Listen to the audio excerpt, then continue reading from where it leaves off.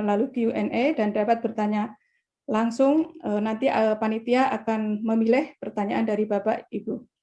Demikian yang bisa saya sampaikan. Kepada yang terhormat Ibu Dr. Susanti Supyadi MA, kami persilahkan. Terima kasih. Terima kasih Bu Ining. Mohon izin mungkin yang akan duluan presentasi Kang Yogi ya Bu, nanti saya menyambung. Ya, izin nggih Bu Ining. Ya, monggo Ibu. Monggo Pak Ya. Yogi, persilahkan. Ya, baik, terima kasih Bu Susan. Assalamualaikum warahmatullahi wabarakatuh. Yang saya hormati Pak Dr. Praptono, Direktur D3 GTK, Pak Dr. Sigit Wibowo, Koordinator untuk program sekolah penggerak, dan Ibu Bapak sekalian. Izinkan mungkin nanti setelah memaparkan terkait dengan posisi proyek profil pelajar Pancasila di dalam struktur kurikulum kita sebelum nanti dibahas komprehensif oleh Bu Susan terkait apa itu proyeknya secara utuh di dalam pembelajaran. Ibu Bapak, proyek penguatan profil pelajar Pancasila ini secara spesifik sudah kita muat di dalam struktur kurikulum. Nah, ini memang perubahan yang mendasar di dalam struktur kurikulum kita, di mana sebenarnya struktur kurikulum ini kan merupakan pengorganisasian atas capaian pembelajaran, muatan pembelajaran, dan beban belajar. Ini merupakan bagian dari muatan pembelajaran yang mengatur muatan pembelajaran wajib beserta beban belajarnya. Nah, Ibu Bapak, di dalam Kemendikbud 162 sudah disebut secara spesifik di bagian atasnya dan bagian tidak terpisahkan termasuk di dalam tabel yang ada dalam kerangka kurikulumnya. Jadi satu kesatuan, penjelasan di bagian awal pengantar dengan dalam tabel. Ini perubahan yang mendasar di dalam program sekolah penggerak, di mana pembelajaran dibagi menjadi dua kegiatan utama, yaitu pembelajaran rutin, reguler atau rutin yang merupakan kegiatan intrakurikuler. Kalau selama ini mungkin pembelajaran itu berfokusnya kegiatan rutin, hanya satu di dalam struktur kurikulumnya itu untuk beban mengajar. Nah, sekarang perubahannya dibagi menjadi dua kegiatan. Jadi dalam struktur walaupun tertulisnya alokasi waktu untuk kegiatan rutin, lalu ada tulisan proyek. Nah, proyek di sini adalah mengacu kepada proyek penguatan profil pelajar Pancasila. Itu satu kesatuan terkait pemaknaan di dalam struktur kurikulum dan dituangkan dalam tabelnya. Dan sudah di dalam Dapodik sudah untuk menginputkan sebagai rata-rata, maka jumlah dari kegiatan rutin ditambah proyek ini yang dihitung sebagai beban. Jadi kalau dalam struktur kurikulumnya misalkan intranya 108, lalu 36 proyek, maka totalnya itu menjadi 144. Kalau dirata-ratakan adalah 4 jam pelajaran per minggu. Jadi yang diinput di Dapodik adalah total dari intra dan proyek. Nah, proyek di sini adalah proyek penguatan profil pelajar Pancasila. Itu mungkin Ibu Bapak yang perlu kita sama-sama pahami terkait dengan struktur kurikulumnya. Jadi struktur kurikulum yang pengantar di awal ini dituangkan ke dalam lampiran tabel-tabel struktur itu adalah berbicara terkait rutin, alokasi waktunya. Yang kedua berbicara terkait proyek dalam hal ini adalah proyek penguatan profil pelajar Pancasila. Kegiatan rutin yang merupakan kegiatan intra ini adalah untuk mengarah kepada capaian pembelajaran dan secara tidak langsung mengacu juga kepada profil pelajar Pancasila. Kenapa? Karena di dalam setiap mata pelajaran itu juga secara tidak langsung adalah untuk mencapai profil pelajar Pancasila. Kalau Ibu Bapak baca di rasional seluruh mata pelajaran sudah dikaitkan dengan ingin mencapai profil pelajar Pancasila dimensi apa. Itu terkait dengan yang intranya. Lalu yang proyek penguatan profil pelajar Pancasila ini sekali lagi adalah pelajaran berbasis proyek dalam proyek penguatan profil pelajar Pancasila untuk menguatkan upaya profil pelajar Pancasila. Jadi kalau capaian pembelajaran mengacunya ke masing-masing mata pelajaran yang ada dalam capaian pembelajaran, yang kalau kegiatan rutin itu mengacunya kepada capaian pembelajaran yang ada di setiap mata pelajaran, kalau untuk proyek ini langsung mengacunya dalam rangka pencapaian profil pelajar Pancasila. Nah, dalam rangka mencapai profil pelajar Pancasila ini ditentukanlah tema-tema yang menjadi tema wajib yang perlu diambil oleh satuan pendidikan Ibu Bapak. sampai saat ini ada 7 tema Ibu Bapak terkait proyek profil pelajar Pancasila. 1, daya hidup berkelanjutan, ini di SD sampai SMA atau SMK sama. Lalu yang kedua adalah kearifan lokal, yang ketiga Bhinneka Tunggal Ika, yang keempat bangunlah jiwa dan raganya, yang kelima suara demokrasi, yang keenam berrekayasa dan berteknologi dan membangun NKRI, dan ketujuh kewirausahaan. Inilah tema-tema yang bisa diambil, tema wajib yang bisa diambil untuk SD, SMP, SMA, dan SMK. Dan kalau SMK nanti ada tambahan 2, ada 2 tema wajib plus 1 tema dari pilihan yang ini. Jadi untuk yang SD sampai SMA ini ada 7 tema dan SMK plus tambahan 2 tema.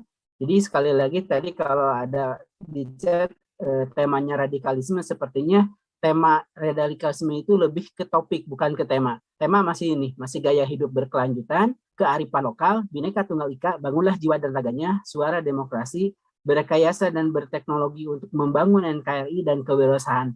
Inilah tema wajib yang ada dan sepertinya sudah dituangkan juga di dalam buku panduan, dan mungkin nanti secara komprehensif akan dijelaskan oleh Bu Susan, karena dalam Kepmennya terkait proyek itu akan diatur lebih lanjut di dalam panduannya dan sudah ada panduannya. Ini Ibu Bapak mungkin terkait kalau ada pertanyaan terkait tema-tema. Jadi temanya masih yang 7 ini. Untuk menjawab ada beberapa chat yang menyatakan ada tema yang lain. Nah ini tema wajib yang sampai saat ini ada. Nah kembali Ibu Bapak. Nah, di dalam strukturnya kalau Ibu Bapak perhatikan inilah alokasi waktu proyek. Kalau Ibu Bapak lihat ada alokasi per tahun, ada alokasi proyek. Nah, alokasi per tahun mengacu ke kegiatan reguler. Kalau dalam struktur itu ya, makanya ini bagian tidak terpisahan di bagian atasnya. Jadi strukturnya itu yang pertama ini disebut kegiatan regulernya yang alokasi per tahun, ini ada yang 108 untuk agama ya. Lalu ada alokasi proyek. Nah, proyek di sini adalah alokasi proyek, bukan alokasi proyek yang di dalam mapelnya, tapi dikaitkan dengan proyek profil pelajar Pancasila. Ini 36 jamnya, sehingga total beban mengajar dihitung 144. Nah, pendekatannya nanti yang alokasi proyek ini tidak berdiri masing-masing, tapi nanti akan digabung alokasi waktu ini dan kegiatannya nanti kolaborasi. Dan mungkin secara contoh nanti oleh Bu Susan akan dijelaskan. Itu Ibu Bapak terkait dengan di strukturnya, dan mengingatkan juga ini kalau di jenjang sekolah dasar, satuan pendidikan untuk proyeknya mengambil 2 dari minimal 2. Kalau di SMP mengambil minimal 3. Dan kalau di SMA mengambil minimal 3. Kalau di SMK nanti kan ada 2 tema wajib dan plus 1 ngambil 1 pilihan dari yang 7 tadi. Itu yang termasuk di SLB. Jadi sama dengan pelajaran reguler, pelajar SLB juga menerapkan pembelajaran berbasis proyek untuk penguatan profil pelajar Pancasila dengan kedalaman materi dan aktivitas sesuai dengan karakteristik kebutuhan pelajar di SLB. Jadi sama nanti untuk di SLB juga ada proyek penguatan profil pelajar Pancasila, dan untuk di PAUD ini pembelajaran berbasis proyek untuk penguatan dilakukan melalui kegiatan perayaan hari besar dan perayaan tradisi lokal. Jadi tidak dalam bentuk mengambil masing-masing dari strukturnya. Nah ini untuk yang PAUD itu pembelajarannya melalui kegiatan hari besar dan perayaan tradisi lokal. Itu mungkin beberapa pengantar terkait di dalam proyek. Dan sedikit lagi mungkin terkait di proyek ini juga sudah kita sebutkan di dalam Kepmennya, penjelasan apa yang harus dilakukan di dalam proyek yang perlu dikembangkan di dalam proyek, antara lain dikembangkan berdasarkan tema tertentu yang ditetapkan pemerintah. Jadi temanya tadi ada 7 tema wajib itu, di mana masing-masing untuk jenjang SD kan minimal 2, SMP SMA minimal 3. Jadi ini catatan-catatannya mungkin nanti mohon diperhatikan juga. Proyek ini dikembangkan berdasarkan tema tertentu, baru nanti topiknya bisa disesuaikan. Kedua, tidak diarahkan untuk mencapai capaian pembelajaran. Jadi catatannya untuk proyek ini tidak dikaitkan untuk pencapaian capaian pembelajaran. Jadi ini diarahkannya adalah lebih ke profil pelajarnya. Jadi catatan ini sudah tertuang secara tertulis di dalam Kepmen. Jadi satu, dikembangkan berdasarkan tema, kedua tidak diarahkan untuk pencapaian target tidak diarahkan untuk mencapai target CP-nya sehingga tidak terikat pada konten mata pelajaran. Jadi ini ya Ibu Bapak mohon diperhatikan ya. Jadi tidak diharuskan, kalau mau mengait silakan, tapi tidak diharuskan terikat pada konten. Yang ketiga, merupakan kegiatan pembelajaran yang fleksibel. Jadi tidak terlalu paku jadwal kegiatan reguler dan harapannya dapat melibatkan lingkungan masyarakat dan sekitarnya. Lalu peserta didik berperan besar dalam menentukan strategi dan aktivitas proyeknya, sementara guru berperan sebagai fasilitator. Nah, titip pesan ini saja, keempat hal ini harapannya bisa Ibu Bapak sampaikan, dan ini sebenarnya sudah tertuang secara tertulis di dalam Kepmennya, bahwa proyek itu dikembangkan berdasarkan tema, lalu tidak mencapai CP atau tidak terikat pada konten mata pelajaran, lalu kegiatannya bisa fleksibel, dan ini harapannya guru berperan sebagai fasilitator, dan secara lengkap dokumen seluruh terkait dengan pengaturan lebih komprehensif ini diatur oleh panduan yang dikembangkan oleh Bu Susan. Itu mungkin dari saya, sehingga nanti dari Bu Susan bisa nanti akan menjelaskan lebih lengkapnya terkait bagaimana proyeknya, yang di dalam Kepmen lebih ke rambu-rambu secara umum. Itu mungkin Bu Wining, terima kasih. Assalamualaikum warahmatullahi wabarakatuh. Terima kasih Bapak Yogi Anggraina atas pemaparan materinya yang sangat luar biasa dan bisa menambah wawasan Bapak Ibu Infrastruktur Nasional. Selanjutnya marilah kita bersama-sama mendengarkan sekaligus menyimak materi yang akan disampaikan oleh Ibu Dr. Susanti Subyandi. Kepada Ibu Susan, kami persilahkan. Terima kasih. Baik, terima kasih Bu Wining. Selamat pagi Pak Direktur, Pak Sigit, Ibu dan Bapak dari GTK, Mbak Anissa, Mbak Lia ya, dan Bu Wining terima kasih, Kang Ogi juga terima kasih, kemudian para peserta komite pembelajaran ya, Bu Wining ini ya, komite pembelajar ya. Iya, bukan IN ya Bu Wining ya, komite pembelajar ya. Oh, baik ya, yang berbahagia. Terima kasih, tadi saya menyambung dari yang Kang Ogi sampaikan. Jadi Kang Yogi tadi sudah menyampaikan terkait dengan struktur kurikulumnya ya, alokasi waktu dan pengaturan secara umum, pelaksanaan proyek penguatan profil pelajar Pancasila. Nah, kebetulan di Pusmenjar itu kebagian tugas ya untuk mengembangkan panduannya sebagaimana diamanatkan dalam Kemendikbud ya tentang program sekolah penggerak. Jadi yang saya paparkan langsung ke bagaimana pelaksanaannya ya yang sudah dikembangkan oleh tim. Nah, jadi yang saya paparkan ini adalah versi PowerPoint-nya dari panduan pengembangan proyek profil pelajar Pancasila. Nah, kalau Ibu dan Bapak, tadi saya lihat di chat banyak yang minta PowerPoint-nya Kang Ogi untuk di-share. Mungkin nanti kalau Kang Ogi bisa share ya PowerPoint-nya, tapi kalau untuk yang saya share, ini sebetulnya di dalam panduan semua sudah tertuang ya Ibu dan Bapak. Cuman yang saya tampilkan tuh hanya bentuk PowerPoint-nya saja. Jadi nanti mungkin Ibu dan Bapak bisa menggunakan yang dalam panduan saja lebih lengkap. Saya akan menjelaskan bagian-bagian pelaksanaannya aja, bagian-bagian yang penting ya, nanti di yang lainnya kita bisa diskusi, kita bisa perdalam dalam diskusi. Jadi tadi menyambung Kang Ogi, ini pelaksanaannya, prinsip-prinsip kunci pelaksanaan proyek penguatan profil pelajar Pancasila. Yang pertama tadi holistik, ada 4 poin ya yang perlu diperhatikan. Tadi Kang Ogi sudah menyampaikan pesannya. Jadi menyambung dari ini adalah prinsip-prinsip kuncinya. Pertama adalah holistik, jadi tadi ini ya keterpaduan atau keterhubungan dari berbagai hal untuk memahami sebuah isu secara mendalam. Jadi semua mata pelajaran itu diintegrasikan. Nah, mohon maaf ya, Bu Wining, ini ada suara si kecil, ada back sound-nya ya. Saya mudah-mudahan suaranya saya masih tetap jelas terdengar. Saya coba perbesar. Ya, jadi ini kemudian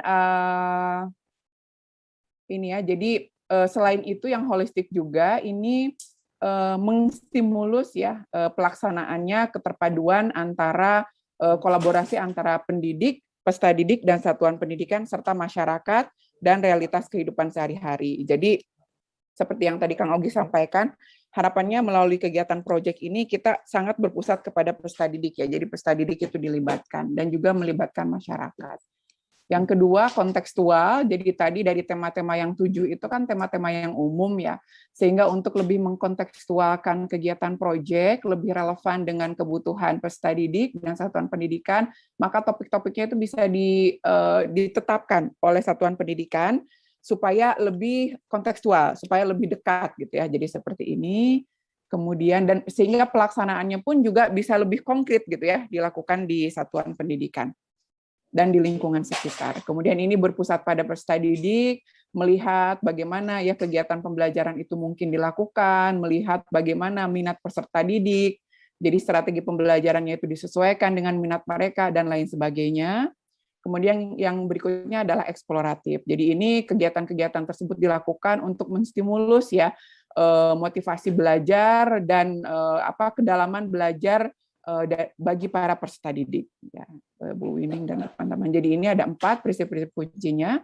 Kemudian saya lanjut ya. Hal-hal lain yang seperti ini ya, menyiapkan ekosistem satuan pendidikan ya seperti ini bisa Ibu dan Bapak pelajari ya, bisa Ibu dan Bapak baca gitu ya. Saya rasa ini bisa mudah gitu ya, tidak memerlukan penjelasan yang lebih detail. Saya langsung aja fokus ke yang mungkin kita perlu bahas dan perlu penjelasan. Seperti ini juga ya, direkomendasikan di dalam panduan ini, bagi satuan pendidikan yang mau melaksanakan proyek, itu ada bentuk pelatihan-pelatihan yang bisa dilakukan untuk pengembangan kapasitas pendidik. Nah, rekomendasinya pelatihan dasarnya ini, pelatihan lanjutannya ini ya, jadi nanti juga bisa dibaca oleh Ibu dan Bapak. Nah, ini bagaimana mendesain proyek mungkin ya, yang saya akan bahas. Nah, Ibu dan Bapak, ini hampir sama sebetulnya ketika kita membuat modul ajar ya. Hanya bedanya, kalau modul ajar itu kita kecapaian pembelajaran, kalau proyek ini kita ke profil pelajar Pancasila. Jadi tadi Kang Yogi sudah menjelaskan, setiap mata pelajaran itu ada alokasi waktu untuk intra dan ada alokasi untuk proyek. Sehingga ketika nanti proyek itu ditetapkan, nanti kan ada tim fasilitator. Bagaimana pembagian alokasi mengajarnya yang mengatur ini nanti kepala satuan pendidikan gitu ya, tergantung dari tim fasilitator siapa yang mau ditugaskan untuk menjadi fasilitator sebuah proyek gitu. Jadi disesuaikan dengan nanti pembagian tugasnya. Nah, jadi ini yang pertama dilakukan. Mohon maaf, sebentar ya Bu Wining, saya tutup dulu ini. Nah, tapi ini ya Ibu dan Bapak, di dalam panduan ini, semua hal yang di dalam panduan, ini bentuknya bukan standar ya. Jadi kalau Ibu dan Bapak, ini yang kami rekomendasikan ya, dari langkah ke-1 sampai langkah ke-6, kalau nanti mau ada penyesuaian yang dilakukan di sekolah, ini memungkinkan ya, jadi kami berikan catatan, perencanaan ini bisa dimodifikasi sesuai dengan kebutuhan dan kondisi. Jadi yang kami rekomendasikan pertama adalah merancang alokasi waktu dan dimensi profil pelajar Pancasila. Jadi kita langsung ke sini ya. Ini merancang alokasi waktunya. Tadi sudah dijelaskan oleh Kang Ogi ya, dari SD kelas 1 sampai kelas 4 itu berapa total alokasi waktunya per tahun. Kemudian udah Kang Yogi juga jelaskan setiap mata pelajaran itu diambil berapa JP ya dari setiap mapel. Nah, jadi nanti dari situ kalau kita punya untuk kelas 1 itu 252 JP dan pelaksanaan proyeknya itu minimal 2 untuk SD, maka 252 ini kalau hanya 2 bisa dibagi 2 gitu ya untuk pelaksanaan setiap proyek seperti itu.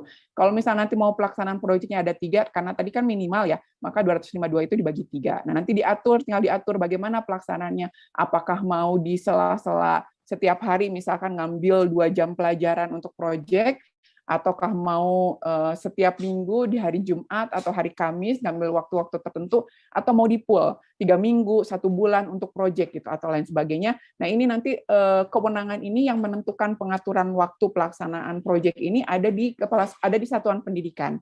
Jadi didiskusikan bersama di satuan pendidikan. Jadi ini ya Ibu dan Bapak 192 di SMA. Nah, kenapa di SMA ini ada 192? Karena ada mata pelajaran yang tidak diambil ya alokasi jam pengajarannya untuk proyek. Jadi nanti bisa dilihat ya di ini nih di Kependikbudristek Dikti tentang sekolah penggerak alokasi waktunya ini. Nah, kemudian yang tadi kemudian satuan pendidikan diharapkan dapat mengatur jadwal belajar yang membuka ruang untuk kolaborasi mengajak antar pendidik dari mata pelajaran yang berbeda. Nah, tapi kami juga menyadari ya, mungkin satuan pendidikan ini kan masih belum terbiasa ya dengan pelaksanaan proyek. Jadi, izin, susah ya.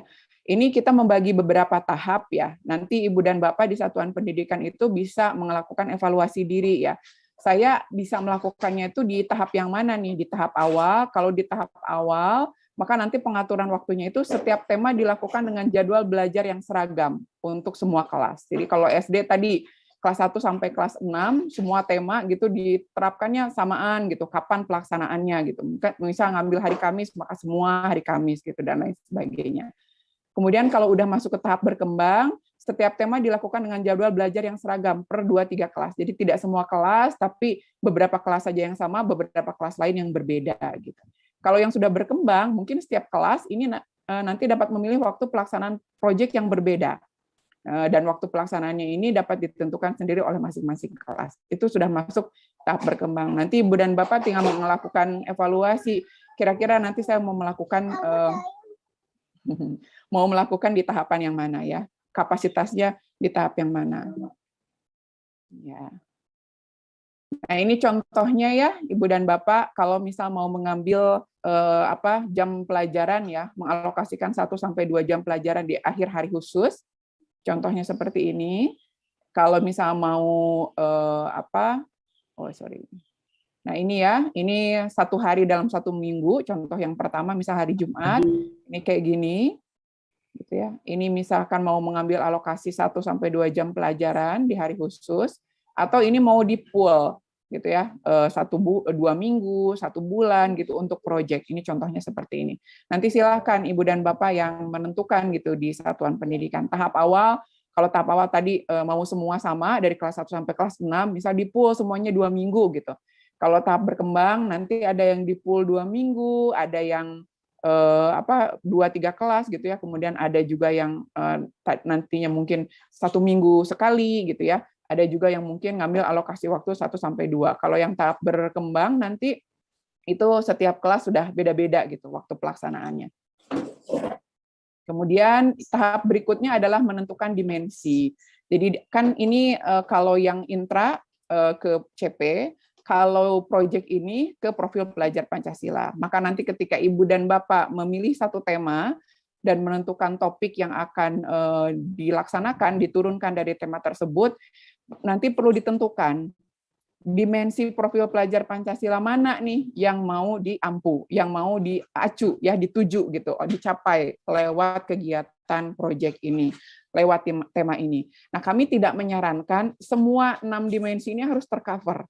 Gitu pasti, karena kalau misalkan 6 dimensinya tercover pasti overwhelming ya, kewalahan. Nanti pelaksanaannya seperti apa, apalagi nanti penilaiannya, karena nanti penilaiannya, asesmennya kan harus dilihat ya, ketercapaian elemen-elemen pada dimensi itu. Nah, yang disarankan oleh kami adalah Ibu dan Bapak bisa memilih 2-3 dimensi yang paling relevan. Jadi mana nih yang menurut Ibu dan Bapak paling dekat gitu ya, paling terkait dengan tema, dengan topik ya, dengan kegiatan proyek yang akan dilakukan. Jadi ambil 2-3 dimensi, kemudian di dimensi itu pun tidak kan di dalam dimensi itu ada elemen sama subelemen. Tidak perlu semua elemennya masuk. Gitu ya, 2-3 dimensi, kemudian nanti juga tentukan pilih elemen dan subelemen yang paling relevan. Jadi seperti itu Ibu dan Bapak. Nah, kemudian karena nanti dari elemen itu ya, dari fase elemennya itu nanti Ibu dan Bapak menurunkan aktivitas pembelajarannya, kemudian indikator penilaian itu dari situ Ibu dan Bapak. Sebaiknya jumlah dimensi profil pelajar Pancasila yang dikembangkan dalam satu proyek tidak terlalu banyak agar tujuan pencapaian proyeknya jelas dan terarah. Kemudian tema dan topik spesifik yang nanti dipilih dapat menyesuaikan dengan dimensi yang sudah ditentukan. Jadi tadi dimensinya apa? Sesuaikan dengan tema dan topik. Kemudian kalau pimpinan satuan pendidikan sudah berpengalaman menjalankan kegiatan berbasis proyek, jumlah dimensi yang dipilih dapat ditambah gitu ya. Jadi ini disarankan untuk memilih 2-3, tapi kalau Ibu dan Bapak di satuan pendidikan sudah berpengalaman gitu, misal mau sampai 6-6-nya bisa ternyata gitu ya, silakan saja. Tapi untuk di tahap awal kita menyarankan memilih 2-3 dulu yang paling relevan. Ya. Kemudian ini adalah strategi membentuk tim fasilitasi proyek. Mungkin ini juga yang Ibu dan Bapak ingin ketahui ya. Jadi kami coba menggambarkan di sini. Mungkin pada praktiknya itu akan macam-macam ya Ibu dan Bapak, tergantung dari kondisi satuan pendidikan. Tapi secara umum kita sampaikan di sini dalam ketika membentuk tim fasilitasi proyek, yang perlu dilakukan pertama kali adalah pimpinan satuan pendidikan menentukan seorang koordinator proyek. Jadi ini yang paling penting karena nanti ini akan menjadi perpanjangan tangan ya dari pimpinan satuan pendidikan untuk pelaksanaan proyek ini. Bisa dari wakil kepala satuan pendidikan atau pendidik yang mempunyai pengalaman mengembangkan dan mengelola proyek. Karena nanti si koordinator ini nanti akan membawahi ya, akan bersama dengan guru-guru yang lain, dengan pendidik yang lain, mereka akan mengembangkan kegiatan proyek ini atau akan mengembangkan modul proyek ya. Kemudian apabila mempunyai SDM yang cukup, tentukan seorang koordinator dari masing-masing kelas. Kalau cukup Ibu dan Bapak, supaya apa ya? Supaya lebih banyak gitu ya timnya, jejaring peta ininya ya koordinatornya sehingga lebih memudahkan pelaksanaan. Misalnya satu orang koordinator kelas 1, satu orang koordinator kelas 2 dan seterusnya. Tapi ini dengan catatan kalau SDM-nya cukup. Kemudian nanti oleh koordinator ini, koordinator mengumpulkan pendidik-pendidik perwakilan dari setiap kelas, atau apabila SDM-nya terbatas, perwakilan dari masing-masing fase. Jadi nanti koordinator ini, misalkan koordinator kelas 1, ada berapa orang guru nih nanti di kelas 1 gitu. Kemudian nanti proyeknya temanya apa untuk kelas 1. Nah, nanti yang membagi tugas, yang menyusun modul proyek, ini nanti koordinator bersama dengan para pendidik yang di bawah koordinasi oleh koordinator ini gitu ya Ibu dan Bapak. Kemudian yang keempat, koordinator memberikan arahan untuk merencanakan dan membuat modul proyek untuk setiap kelas atau fase. Jadi disusun nanti sama-sama kegiatan proyeknya seperti apa, kemudian pelaksanaannya kapan dan lain sebagainya. Nah, ini yang harus diperhatikan. Tim fasilitasi proyek dapat ditambah, dikurangi, atau ditiadakan sesuai kebutuhan setiap satuan pendidikan. Ya, mempertimbangkan satu jumlah peserta didik dalam satu satuan pendidikan. Kalau satuan pendidikan satu jumlah peserta didiknya kecil, mungkin ya ini mungkin tidak butuh koordinator gitu, bisa langsung dikelola oleh pimpinan satuan pendidikan, maka silahkan. Kalau jumlah peserta didiknya banyak, maka setiap kelas perlu 2 koordinator, mungkin kelas paralelnya banyak, SDM-nya mencukupi, maka silahkan gitu ya. Jadi ini fleksibel. Kemudian banyaknya tema yang dipilih dalam 1 tahun ajaran. Nah, bisa jadi gitu ya, satuan pendidikan ini udah di tahap yang berkembang nih, sehingga tema-temanya ini untuk setiap kelas itu beda-beda gitu. Jadi mungkin ini memerlukan koordinator yang banyak gitu. Kalau SDM-nya cukup, maka nanti ini juga bisa disesuaikan. Keterbatasan jumlah pengajar. Nah, kalau misal terbatas, maka tadi mungkin koordinatornya hanya 1 di bawah pimpinan satuan pendidikan gitu ya. Jadi bisa disesuaikan juga. Atau pertimbangan lain sesuai kebutuhan masing-masing satuan pendidikan. Ya. Kemudian ini adalah tugasnya nanti ya, ketika tim fasilitasi proyek itu, ketika membentuk tim fasilitasi proyek, maka apa tugasnya satuan pendidikan, nanti bisa dibaca ya Ibu dan Bapak, kemudian koordinator proyek tugasnya apa, dan tim guru ya, atau tim fasilitator itu tugasnya apa. Ya. Kemudian langkah yang berikutnya, langkah yang ketiga tadi ya, sudah waktu, kemudian membentuk tim fasilitasi proyek. Ini yang ketiga, mengidentifikasi tahapan kesiapan satuan pendidikan dalam menjalankan proyek. Tadi di bagian awal, di alokasi waktu, kita sudah meminta sekolah untuk melakukan self-evaluation ya. Saya mau bagi alokasi waktunya di tahapan mana nih? Tahapan awal, tahapan berkembang, atau tahap lanjutan gitu ya, seperti ini. Nah, sekarang untuk langkah berikutnya, ini juga lakukan lagi juga nih evaluasi diri terhadap kesiapan satuan pendidikan. Kalau misal satuan pendidikan ini di tahap awal, ini kondisinya satuan pendidikan belum memiliki sistem dalam mempersiapkan dan melaksanakan pembelajaran berbasis proyek. Jadi baru sekali gitu ya, belum sama sekali berpengalaman, belum memiliki kesiapan dalam mempersiapkan dan melaksanakan pembelajaran berbasis proyek ini. Konsep pembelajaran berbasis proyeknya baru diketahui, jadi baru sekali ini mendengar, baru belum pernah ada pengalaman untuk mempraktikkan gitu ya, baik itu di intra dan juga di kegiatan proyek secara khusus. Kemudian satuan pendidikan menjalankan proyek secara internal, baru sendiri gitu, belum melibatkan pihak luar. Maka ini pelaksanaannya tuh di tahap awal.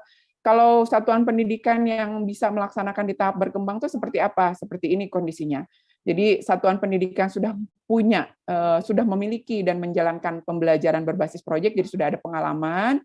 Kemudian konsep pembelajarannya sudah dipahami sebagian pendidik, walaupun belum semuanya.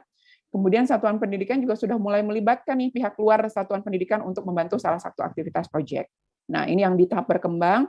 Kalau di tahap lanjutan, seperti apa kondisi satuan pendidikannya? Kondisi satuan pendidikannya, pembelajaran berbasis proyek sudah menjadi kebiasaan, mungkin walaupun bukan kegiatan proyek tersendiri di kegiatan di luar intra, di dalam intranya sudah terbiasa tuh pendidik dan para peserta didik juga gitu, dan satuan pendidikannya untuk melaksanakan kegiatan proyek. Maka ini sekolah bisa dinyatakan gitu ya, bisa diidentifikasi, dia sudah bisa masuk ke tahap lanjutan. Konsep pembelajaran berbasis proyek yang sudah dipahami, dan satuan pendidikan sudah sering ya menjalin kerjasama dengan pihak mitra luar. Jadi lakukan evaluasi ini. Nah, jadi dengan melakukan evaluasi ini, Ibu dan Bapak nanti bisa tahu saya itu ada di satuan pendidikan saya itu ada di kondisi mana, ada di kriteria mana. Jadi ini kita bukan hanya mengidentifikasi ya, mendiagnosis level kompetensi atau level kesiapan peserta didik, tapi satuan pendidikan juga melakukan identifikasi supaya nanti bisa optimal pelaksanaan proyeknya Ibu dan Bapak. Sayang kalau misalnya Ibu dan Bapak sebetulnya sudah bisa masuk tahap lanjutan, tapi Ibu dan Bapak melakukannya di tahap awal gitu. Jadi kalau Ibu dan Bapak dari hasil evaluasi ini memang sudah bisa melakukan tahap lanjutan, ya mudah-mudahan bisa gitu ya melaksanakan proyeknya di tahap lanjutan. Atau mungkin untuk semester pertama gitu ya, karena masih ragu, mungkin Ibu dan Bapak yang sudah di tahap lanjutan mau masuk dulu tahap berkembang, tapi nanti setelah hafal, sudah tahu gitu ya, sudah terlatih, nanti melanjutkan di tahap lanjutan mungkin bisa dilakukan seperti itu. Nah, yang dimaksud dengan memiliki sistem itu apa? Gitu tadi kan saya sudah ada pernyataan ya, kesatuan pendidikan belum memiliki sistem. Yang dimaksud sudah memiliki sistem itu apa gitu? Nah, yang dikatakan memiliki sistem itu, satuan pendidikan memiliki evaluasi berkala, pengayaan pendidik untuk penyelenggaraan berbasis proyek yang memberikan otonomi lebih besar kepada peserta didik. Jadi sudah jalan tuh siklusnya gitu. Evaluasinya sudah jalan untuk perbaikan pelaksanaan proyek ini, gitu ya, Ibu dan Bapak. Nah, jadi ini langkah yang ketiga adalah evaluasi dulu masuk tahap mana nih satuan pendidikan Ibu dan Bapak. Kemudian ini pemilihan tema umum ya. Setelah tadi mengetahui saya di tahap yang mana nih? Tahap awal, tahap berkembang atau tahap lanjutan, kemudian tadi dimensinya sudah tahu apa, maka tema umumnya yang mau diambil itu apa. Ya. Nah, ini si tema umum ini bisa disesuaikan ya dengan ini nih ya, kalender belajar nasional atau perayaan nasional atau internasional, misalnya tema gaya hidup berkelanjutan dilaksanakan menjelang Hari Bumi, atau tema Bhinneka Tunggal Ika dilaksanakan menjelang Hari Kemerdekaan Indonesia. Jadi pemilihan tema umum ini pun juga bisa disesuaikan dengan hal-hal seperti ini ya, Ibu dan Bapak. Nah, kemudian di kolom paling bawah tuh ada tulisan tema yang telah dipilih untuk dilakukan selama tahun ajaran 1 tahun ditetapkan oleh satuan pendidikan sebagai bagian dari program tahunan ya. Ini bisa, dan ini juga nanti yang tertuang di dalam kurikulum operasional gitu ya, Ibu dan Bapak, apa tema-tema yang akan dilakukan dalam 1 tahun ajaran itu, kemudian topiknya apa, dimensinya apa, masuk ke sini. Nanti breakdown-nya lebih detail ada di modul project ya. Jadi ini hampir sama dengan pembelajaran intra. Hanya bedanya ini kalau intra ke CP, kalau ini ke profil. Ya. Oke, ini adalah tema-temanya, 7 tema yang tadi, plus 2 tema untuk SMK. Saya rasa ini nggak perlu dijelaskan lagi ya, Ibu dan Bapak nanti ini bisa dibaca. Ya. Nah, kemudian ini, ya Ibu dan Bapak, tadi ya, ini menyambung dengan tadi identifikasi yang dilakukan oleh Ibu dan Bapak. Kalau di tahap awal, ya tema pilihan ini, Ibu dan Bapak, satuan pendidikan yang di tahap awal, ini bisa menentukan 2 tema untuk SD, 3 tema untuk SMP SMA di awal tahun ajaran. Jadi ini di tahap awal. Kemudian satuan pendidikan menelaah isu yang sama untuk semua kelas, gitu ya. Jadi semua kelas gitu isu yang sama gitu. Misalkan ditelaah ya diterapkan topiknya. Satuan pendidikan yang menentukan tema dan topik proyek. Jadi ini satuan pendidikan nih yang menentukan temanya, topik proyeknya apa untuk 2 tema di SD atau 3 tema di SMP dan SMA. Jadi tema-temanya sama gitu untuk kelas 1 sampai kelas 6. Kalau udah masuk ke tahap berkembang, satuan pendidikan, tema pilihannya, satuan pendidikan menentukan 2 tema untuk SD atau 3 tema untuk SMP, SMA di awal tahun ajaran. Jadi ditentukan di tahun ajaran, satuan pendidikan menelaah isu yang sama untuk setiap 1 sampai 2 kelas. Jadi misalkan kalau untuk SD gitu ya, temanya ditentukan, dipilih 2 tema, tetapi kemudian nanti topik-topiknya mau berbeda. Gitu, kelas 1, kelas 2 nanti topiknya mungkin apa, kelas 3, kelas 4 topiknya apa, kelas 5, kelas 6 topiknya apa gitu ya. Kemudian yang penentuan topiknya, satuan pendidikan mempersiapkan beberapa tema dan topik proyek untuk dipilih oleh peserta didik. Jadi ini satuan pendidikan udah menyiapkan modul proyeknya, pilihan topiknya apa aja, nanti ini dipersilahkan kepada peserta didik untuk memilih. Gitu, Ibu dan Bapak. Yang tahap lanjutan, kalau di tahap lanjutan, satuan pendidikan menentukan 2 tema untuk setiap kelas SD atau 3 tema untuk setiap kelas ya SMP SMA di awal tahun ajaran. Setiap kelas dapat memilih tema yang berbeda. Jadi 2 tema untuk setiap kelas. Ya, kalau tadi tahap berkembang 2 tema untuk SD atau 3 tema untuk SMP SMA. Jadi kelasnya semua sama gitu temanya, hanya nanti topiknya beda-beda. Kalau tahap lanjutan 2 tema untuk setiap kelas. Jadi bisa beda-beda nih setiap kelas temanya atau 3 tema untuk setiap kelas pada jenjang SMP SMA. Setiap kelas nanti bisa memilih, kemudian opsi temanya setiap kelas menelaah isu yang berbeda sesuai pilihan peserta didik. Kemudian penentuan topiknya, peserta didik mendiskusikan tema dan topik proyek dengan bimbingan pendidik. Jadi yang tahap lanjutan ini nanti pengembangan topiknya, penetapan topiknya, dan pengembangan modul proyeknya ini sudah lebih banyak melibatkan peserta didik ya. Kalau yang tahap awal dan tahap berkembang ini persiapannya sudah lebih dulu dilakukan, banyak dilakukan oleh tim fasilitator ya atau satuan pendidikan. Gitu ya Ibu dan Bapak, ini untuk penentuan tema. Nah, ini contoh pengembangan tema dan topik ya, ini hanya untuk menunjukkan gradasinya. Satu tema misalkan di fase A seperti apa kegiatannya sampai ke fase F gitu ya. Jadi ini dimungkinkan untuk melakukan tema-tema ini gitu ya, dari mulai fase A sampai fase E dan F.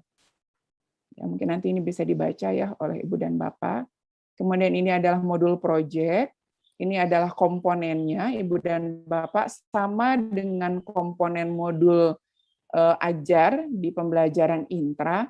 Komponen pada modul project ini pun tidak standar ya, tidak artinya tidak harus selengkap ini gitu. Tetapi yang dikembangkan oleh pemerintah ini memang selengkap ini, Ibu dan Bapak, sama dengan modul intra ya, karena mencoba mengakomodir kebutuhan banyak satuan pendidikan. Nah, ini contoh cuplikan modul proyeknya. Ya. Ini panduan proyek ini sebetulnya kalau dari framework hampir sama dengan panduan pembelajaran dan asesmen pada intra ya. Kalau Ibu dan Bapak nanti bandingkan keduanya, strukturnya penjelasannya itu hampir sama. Nah, di dalam contoh cuplikan modulnya, ini kegiatannya tuh oleh pengembang ya, dia dibagi dalam beberapa tahapan. Ada tahap pengenalan, ada tahap kontekstualisasi, ada tahap aksi, ada tahap refleksi dan tindak lanjut. Tapi ini tidak standar Ibu dan Bapak. Nanti di dalam panduan ini ada beberapa contoh lain ya, tahapan-tahapan dari pelaksanaan kegiatan proyek ini Ibu dan Bapak. Nah, yang di pertama-tama coba digambarkan dalam cuplikan modul proyek ini adalah ini. Ini modul proyeknya fase D, temanya gaya hidup berkelanjutan, topiknya sampahku tanggung jawabku. Total waktunya 57 JP. Maka 57 JP ini tertuang dalam beberapa pembelajaran ya, dalam beberapa pertemuan. Ini aduh mohon maaf. Susah nariknya ya. Kehalang sama ini, maaf ya. Ya, jadi ada 17, kemudian pindah ke sini. Ini sub-elemen yang disasarnya ini, gitu ya. Jadi dipilih nih dari dimensi ini, dari 3 dimensi, beriman dan bertakwa, gotong royong, bernalar kritis. Ini sub-elemen yang disasar. Nah, nanti kegiatan pembelajaran ini, Ibu dan Bapak, nanti mengacu ke sini nih, ke sub-elemen yang disasar. Nah, Gimana nih cara mengetahui apa yang harus diturunkan dalam aktivitas pembelajaran gitu ya, dan indikator penilaiannya. Nanti dilihat di naskah profil pelajar Pancasila. Subelemen memahami keterhubungan ekosistem bumi di fase D itu indikator kinerjanya tuh kayak gimana? Ibu dan Bapak, ada nanti di dokumen naskah profil pelajar Pancasila. Maka kalau misal itu yang mau dicapai oleh anak-anak di akhir fase, kegiatan pembelajarannya, kegiatan proyeknya harus seperti apa dalam tema yang sudah dipilih oleh Ibu dan Bapak. Jadi kayak gitu ya Ibu dan Bapak, ininya ya, sistematikanya. Kemudian ini dijabarkan gitu ya. Kemudian ini di sini ada tulisannya ya, ada asesmen formatif, asesmen sumatif gitu ya, seperti itu. Nah, jadi ini penyusunnya, pengembang modul project ini sudah menandai nanti dia mau melakukan asesmen formatifnya itu di mana. Ini sama dengan pembelajaran intra, kita di dalam project ini pun juga memberikan keleluasaan kepada pendidik untuk menentukan waktu pelaksanaan asesmen. Kapan mau melakukan formatif, kapan mau melakukan sumatif gitu. Dan asesmen formatif di project ini fungsinya juga ada yang lain, itu untuk mempermudah atau memperingan pelaksanaan asesmen sumatif. Jadi misalkan asesmen sumatifnya itu pameran poster gitu ya. Ini kan harus bikin poster nih dia sebelum ini gitu ya. Supaya nanti asesmen sumatifnya itu bagus, maka feedback kepada peserta didik ya ketika melakukan pembelajaran, ketika melakukan kegiatan proyek diberikan nih dalam dan merujuk pada hasil asesmen formatif. Jadi nanti posternya itu akan bagus karena di setiap kegiatan ini diberikan umpan balik dalam proses penyiapan poster tersebut. Jadi beban si asesmennya itu nggak langsung ke sumatif, tapi di formatif pun udah dibagi gitu dan diberikan umpan balik sehingga si sumatif ini menjadi puncaknya ya, puncak dari kegiatan proyek ini Ibu dan Bapak. Ya, dan sama juga dengan intra, nanti asesmen formatif, bagaimana menyusun rubriknya, ini juga diserahkan ke pendidik ya, tergantung dari tujuan yang mau dicapai dan dari aktivitas proyek yang dilakukan. Ya, ini contohnya yang tadi ya. Nah, ini ya fase D di mana nih gitu. Yang tadi kan ini fase D ya contohnya. Maka ini nih. Nah, yang dipilih menjelaskan perubahan budaya seiring waktu. Gitu ya, Ibu dan Bapak, ini alur pemilihannya. Nah, ini misalkan gini ya, tadi dimensinya ini ada 3, elemennya ini yang dipilih, kemudian subelemennya ini yang dipilih, gitu ya Ibu dan Bapak. Subelemen ini nanti di naskah profil itu ada indikator kinerjanya. Nah, ini indikator kinerjanya ya. Jadi target pencapaian di akhir fasenya ini adalah alur fase ya di naskah profil pelajar Pancasila. Kemudian nanti dibikin pemetaan si upaya untuk mencapai target pencapaian ini nanti di aktivitas yang mana. Jadi Ibu dan Bapak punya mapping nih di aktivitas 1 dan 2, saya anak-anak nanti akan melakukan kegiatan yang nanti bisa membantu mereka mencapai kompetensi ini, memahami konsep sebab akibat. Nah, ini tuh nanti terhubung dengan subelemen ini, terhubung dengan dimensi ini. Jadi Ibu dan Bapak sudah punya pemetaan, sehingga dalam pelaksanaan pembelajaran proyek ini, assessment ini ya dilakukan sejak dari awal Ibu dan Bapak. Jadi observasi, semua portofolio, hasil pembelajaran anak, hasil pelaksanaan proyek, ini didokumentasikan hingga akhirnya nanti menjadi dokumen-dokumen yang dijadikan pertimbangan untuk Ibu dan Bapak nanti mengisi raport ya, raport pelaksanaan proyek. Nah, ini beberapa contoh yang tadi ya, kalau di yang cuplikan ini kan ini ya, tahap ada asesmen diagnostik, ada tahap pengenalan, tahap kontekstualisasi, tahap aksi, tahap refleksi dan tindak lanjut. Ini ada contoh yang lain ya. Contoh satunya tadi ya, pengenalan, kontekstualisasi, aksi, refleksi dan tindak lanjut. Ada juga yang sequencesnya kayak gini, merumuskan tujuan, tindak lanjut, merumuskan tujuan kegiatannya mengamati, mendefinisikan, tindak lanjutnya ini gitu ya. Ada juga yang kegiatannya dilakukan dengan tahapan temukan, bayangkan, lakukan, bagikan. Ini contoh Ibu dan Bapak. Silahkan kalau nanti Ibu dan Bapak punya sequences yang berbeda, mau merancang sequences yang berbeda di satuan pendidikan, silahkan Ibu dan Bapak disesuaikan dengan kapasitas dan kebutuhan dari satuan pendidikan ya Ibu dan Bapak. Jadi ini hanya contoh saja Ibu dan Bapak ya. Nah, ini assessment. Kita masuk ke bagian assessment. Tadi juga ada pertanyaan ya terkait dengan assessment. Ini hampir sama ya Ibu dan Bapak ya karena prinsipnya sama dengan assessment di intra gitu. Jadi ketika melakukan asesmen, ini terpadu dengan pembelajaran. Jadi merancang asesmen di project itu bersamaan dengan merancang modul project. Nah, yang perlu dipertimbangkan Ibu dan Bapak ketika mau melakukan asesmen, ini adalah ini. Pertimbangan keberagaman kondisi peserta didik dan sesuaikan metode asesmen. Sama sebetulnya ketika Ibu dan bukan hanya ketika nanti melakukan asesmen, ketika Ibu dan Bapak mendesain pelaksanaan kegiatan proyek, juga ini perlu dipertimbangkan. Kalau saya melakukan kegiatan proyeknya yang kayak gini, membutuhkan ini misalkan kayak sekarang ya PJJ gitu. Anak-anak nanti melakukan satu kegiatan pembelajaran yang di rumahnya itu perlu ada alat-alat yang canggih, Ibu dan Bapak bisa merancangnya seperti ini.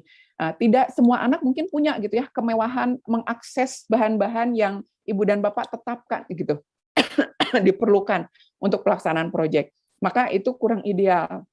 Nah, jadi baiknya ketika Ibu dan Bapak mau merancang satu kegiatan proyek, itu Ibu dan Bapak lihat dulu kira-kira kapasitas peserta didik, kemampuan peserta didik ini untuk melakukan aktivitas pembelajaran, aktivitas proyek dengan seperti ini tuh bisa tidak gitu. Begitu juga dengan asesmen. Tidak semua jenis asesmen cocok untuk semua kegiatan dan individu peserta didik. Asesmen yang beragam dapat membantu pendidik dan peserta didik merasakan pembelajaran yang berbeda. Nah, misalkan untuk membantu Ibu dan Bapak menentukan metode asesmen yang sesuai, Ibu dan Bapak bisa ya menggunakan pertanyaan ini nih untuk membantu Ibu dan Bapak menentukan metode asesmen yang sesuai. Pertama, apa dan bagaimana tingkat kemampuan peserta didik? Kayak gimana nih tingkat kemampuan peserta didik di kelas yang mau saya ampu gitu ya, fasilitasi pelaksanaan proyeknya. Apakah homogen, apakah heterogen, seperti apa gitu kondisinya. Apakah sesuai dengan fase pencapaian elemen dan subelemen profil, bisa jadi ya di fase D gitu, yang tadi harus apa gitu capaiannya, ternyata tidak semua peserta didik ya berada di level kompetensi yang sudah memadai gitu untuk melakukan kegiatan tersebut. Ibu dan Bapak maaf ya, nih, silakan. Si kecil mau lewat dulu. Ya. Kemudian berapa jumlah peserta didik yang terlibat dalam proyek? Ini tentunya juga akan berdampak pada kompleksitas ya pelaksanaan proyek dan nanti asesmen. Kalau banyak pasti ini kan cukup susah ya melakukan asesmen dan memfasilitasi pelaksanaan proyek. Jadi nanti ini juga perlu dipertimbangkan ketika Ibu dan Bapak mau menentukan metode asesmen. Seberapa besar perbedaan kompetensi seperti yang tadi ya? Bagaimana tingkat keberagaman budaya, sosial, dan ekonomi peserta didik? Apakah keberagaman itu bisa menjadi hambatan pembelajaran peserta didik dalam proyek? Ini juga bisa dipertimbangkan ya Ibu dan Bapak. Nah, harapannya metode aktivitas kegiatan proyek dan juga metode asesmen yang ditetapkan oleh Ibu dan Bapak ini bisa mengakomodir ya karakteristik peserta didik yang berbeda ini, Ibu dan Bapak.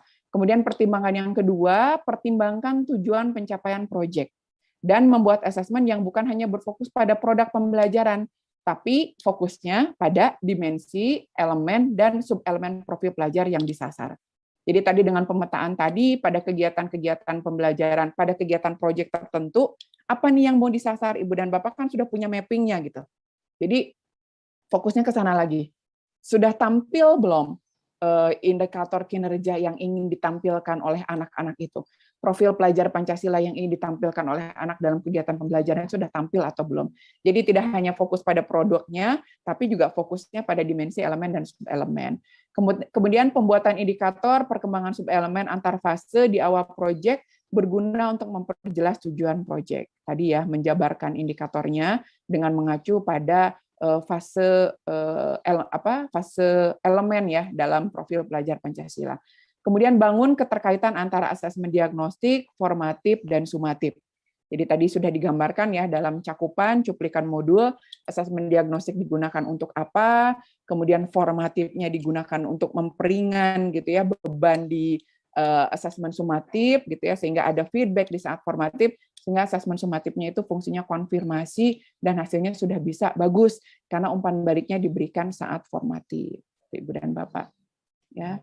Selanjutnya, nah ini peran asesmen diagnostik, formatif, dan sumatif dalam proyek. Saya rasa dengan tabel ini sudah cukup jelas ya, mudah-mudahan cukup jelas. Jadi waktu pelaksanaan asesmen diagnostik dilakukan pada awal perencanaan proyek. Untuk apa? Untuk mengidentifikasi kesiapan satuan pendidikan, kalau yang tadi ya, yang sudah dijelaskan. Kemudian jika satuan pendidikan mau bikin modul proyek sendiri. Pada saat penentuan dimensi, elemen dan subelemen jika menggunakan modul proyek yang sudah ada. Jadi kalau Ibu dan Bapak mau pakai modul proyek yang sudah ada nih, bisa jadi ya Ibu dan Bapak, modul proyek ini belum sesuai 100% dengan kondisi Ibu dan Bapak. Jadi nanti Ibu dan Bapak bisa melihat dulu, menganalisis modul proyek yang sudah ada, kemudian lakukan asesmen diagnostik kepada... Iya, ada rumahnya.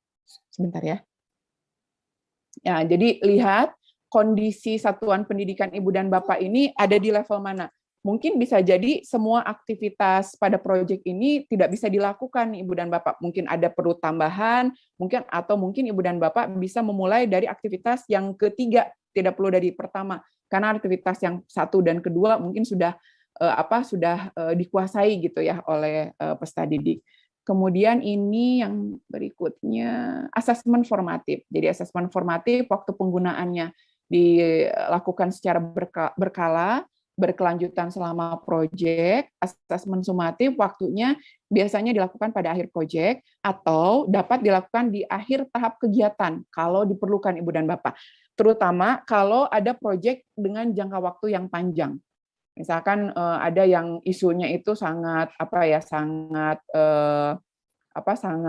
penting gitu ya. Kemudian topik bahasannya itu juga banyak yang mau dieksplor oleh Ibu dan Bapak. Waktunya juga lama gitu. Misalkan 3 bulan gitu Ibu dan Bapak mau melakukan proyek ini atau 5 bulan gitu. Nah, nanti kalau misal kita menaruh asesmen sumatifnya di akhir ini terlalu lama gitu. Ibu dan Bapak nanti bisa menentukan asesmen sumatif ini bisa melakukan di akhir tahap kegiatan. Ini kalau diperlukan. Jadi ini 2, sumatif di akhir lingkup materi dan sumatif di akhir semester. Kemudian siapa yang melakukan ya? Ini di sini di dalamnya, ya di bawahnya, dan Ibu dan Bapak nanti bisa baca ya ini manfaatnya apa dan lain sebagainya. Oke. Nah, ini kanvas assessment project, jadi menentukan tujuan pembelajaran, pertanyaan yang bisa memandu Ibu dan Bapak untuk menentukan tujuan pembelajaran atau tujuan project, apa fase alur dimensi yang akan menjadi tujuan pembelajaran. Jadi beda dengan intra, kalau intra itu TP-nya, ya jadi ini hampir beda dan hampir sama. Jadi kalau untuk intra, TP-nya ya tujuan pembelajaran dari CP. Nah, ini sebetulnya yang proyek juga kalau misal mau dipadankan itu hampir sama. Jadi bedanya kalau di intra, si CP ini indikator kinerjanya gitu ya, Jadi maaf ya. Kalau yang saya ralat ya Ibu dan Bapak pelan-pelan nih, menentukan tujuan pembelajarannya. Apa fase alur dimensi yang akan menjadi tujuan pembelajaran. Jadi ini dilihat dari indikator kinerja dari subelemen dalam elemen setiap dimensi. Sama gitu dengan yang di CP, kalau CP itu kan ada elemennya, kemudian dari elemennya itu langsung ke CP-nya, tidak ada subelemennya. Nah, kalau di profil pelajar Pancasila ini kan ada elemennya. Kemudian kalau di CP, elemennya itu, indikatornya kan tidak dijabarkan. Yang menjabarkan TP dan ATP-nya itu adalah satuan pendidikan. Nah, kalau di profil, elemen itu setiap fasenya indikator kinerjanya di breakdown. Jadi tidak seperti intra, di dalam proyek ini nanti Ibu dan Bapak menentukan tujuan pembelajarannya merujuk kepada fase alur dimensi yang akan menjadi tujuan pembelajaran. Misal tadi seperti fase D gitu ya, saya balik lagi ke atas. Nah, ini Ibu dan Bapak ya.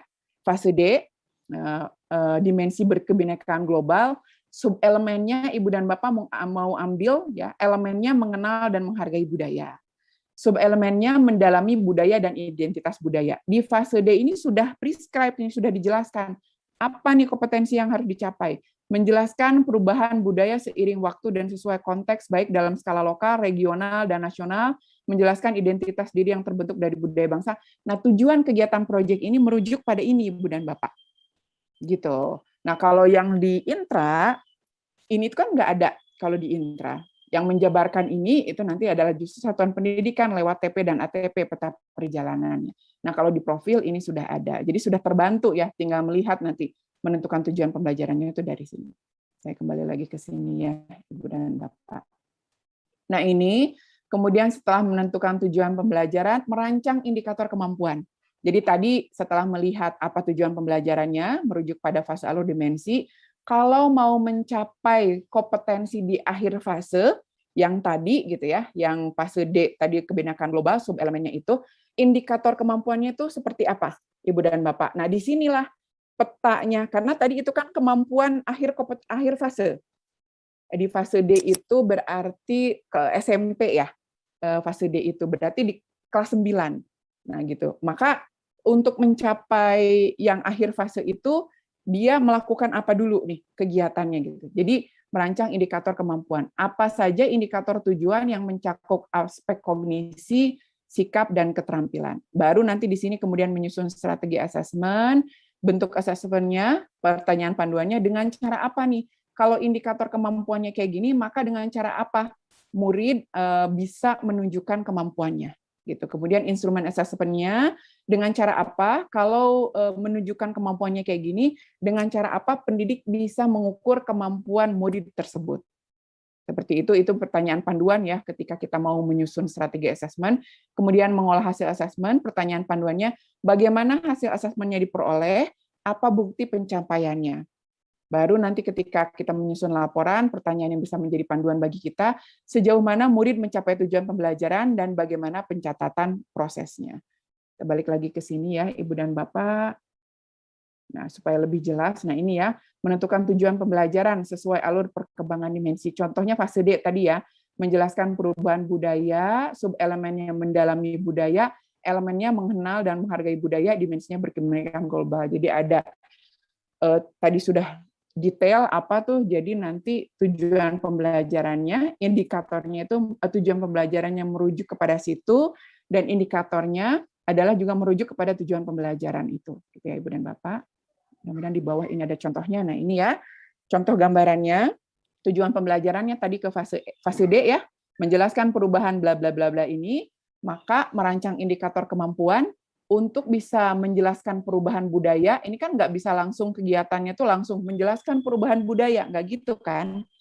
Maka nanti di breakdown nih ke dalam peta perjalanan kompetensi gitu ya, sampai ke bisa menjelaskan perubahan itu, dia harus apa dulu anak-anak, harus melalui pembelajaran apa dulu, harus melalui kompetensi apa dulu. Pertama, mampu menjelaskan perkembangan budaya, baru mampu menunjukkan sikap, baru mampu merefleksikan, dan lain sebagainya. Gitu ya contohnya Ibu dan Bapak. Ketika indikatornya mampu menjelaskan perkembangan budaya, maka nanti bentuk asesmennya kayak gimana? Ketika nanti indikatornya mampu menunjukkan sikap, maka nanti bentuk asesmennya kayak gimana? Ketika indikatornya mampu merefleksikan, maka nanti bentuk asesmennya kayak gimana? Ya gitu Ibu dan Bapak. Jadi ini contohnya Ibu dan Bapak, dan ini nanti ini merujuknya kembali ke sini. Ya, ini adalah fase elemen dimensi yang tadi ya. Baik, ini kayaknya waktunya sudah melebihi. Nah, ini contoh rubriknya. Mungkin nanti Ibu dan Bapak intinya bisa dibaca ya semuanya di panduan pengembangan proyek. Nanti untuk yang lebih detailnya kita diskusikan di dalam tanya jawab ya Ibu dan Bapak. Ini khawatir terlalu banyak informasi yang saya sampaikan, nanti malah nggak menangkap. Terima kasih Bu Wining. Saya kembalikan dulu mungkin Bu Wining. Mohon maaf ya Ibu dan Bapak kalau ada informasi yang kurang jelas. Nanti mudah-mudahan di tanya jawab bisa terjawab. Terima kasih Bu Wining. Terima kasih Ibu Susan atas pemaparan materinya. Ini materinya sangat luar biasa dan telah ditampilkan dengan sangat detail.